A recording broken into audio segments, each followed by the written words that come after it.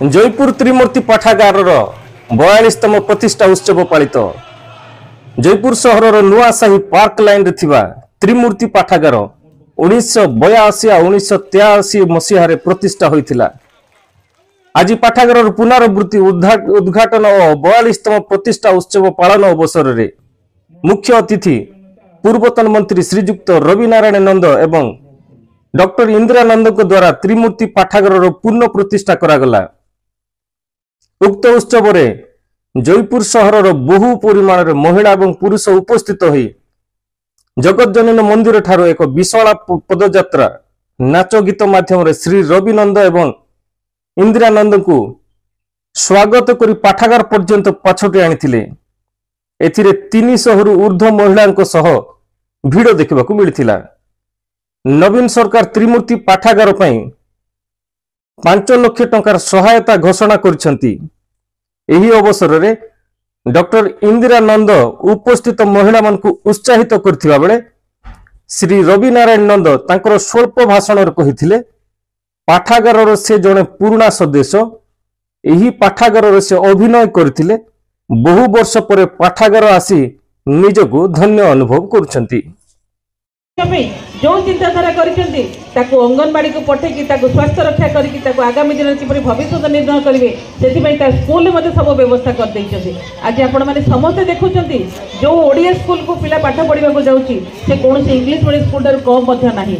5T school माध्यम रे ग्रामांचल रे केवल शहर रे नै ग्रामांचल मध्ये से व्यवस्था कर दैछंती। गाँ पिला मध्ये चिंता करिवो जे मो शहर पिला पर पाठ पढिछि। पिला को कथा तो छाडंतु वर्तमान देखिबा बे मां मान का पई जो मां माने आज चिंता करुले जे आमे किपरि बाहर को बाहर आउ 2 पैसा रोजगार करिवो ताका पई से मिशन शक्ति माध्यम रे बहुत बड़ी योजना आनी दैछंती जो थरे कि आज बहुत मां माने स्वावलंबी होइछंती। आज आगो को जीवा पई सशक्त भी हो जाइछंती। तो आज जो आमे देखु जे वृद्ध वृद्धा माने जो माने पेंशन पाउछंती सेही मान को मध्ये एई योजना मधुबाबू पेंशन योजना स्वावलंबी करिया पे चेष्टा करिछंती। आमे तो योजना कथा बे कहिबानी किंतु आमे धन्यवाद देबा कृतज्ञता ज्ञापन करवा जो माननीय मुख्यमंत्री आम एत योजना करमको सब सहाय होती। आज जो ये क्लब 5 लाख आज समय आसी पहुंचला पुरुष मान साथी महिला माने आग को बढ़ी चलते आपण देखिए बहु त्रिमूर्ति क्लब मुझे मोर किशोर अवस्था कटेची एठू मु आरंभ करिची मोर किशोर अवस्था बहुत केवल उत्तम स्वास्थ्य पे आसुनथली बा व्यायाम करने केवल आसुनथली एठी विभिन्न सांस्कृतिक कार्यक्रम भी मुझे जोग देइची।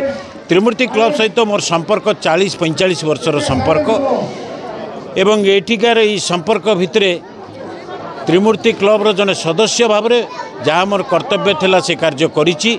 आगामी दिन में भी निश्चित रूपे से कार्य करिबो। त्रिमूर्ति क्लब बोधहुए जयपुर सबुठ पुरातन क्लब।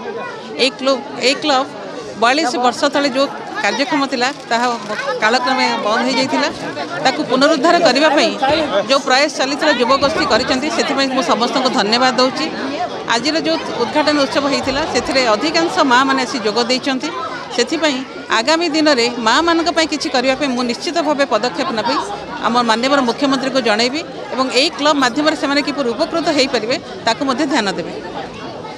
कहवाक चाहूँगी जे पूर्वतन मंत्री रवि नारायण नंद प्रकृत में से 45 वर्ष तलर से गोटे विशिष्ट सभ्य थे आमर एठाकार सभ्य आपर से जड़े अभिनेता थे आ से आमर प्रकृत त्रिमूर्ति क्लब गोटे प्रतिष्ठाता कहले चले तांकपई जिम्स आमर ये से वक्तव्य कहले आ जिम्सटा आम पे आरंभ होता बुझे कि आज बड़ बहुत खुशी दिन तांकर श्रीमती इंदिरा नंद जो पाद देले प्रकृत में यही क्लब को लक्ष्मी पाद पड़ा बोली आम भावुँ कहीं द्वारा ये क्लबटा निश्चय उन्नति हो।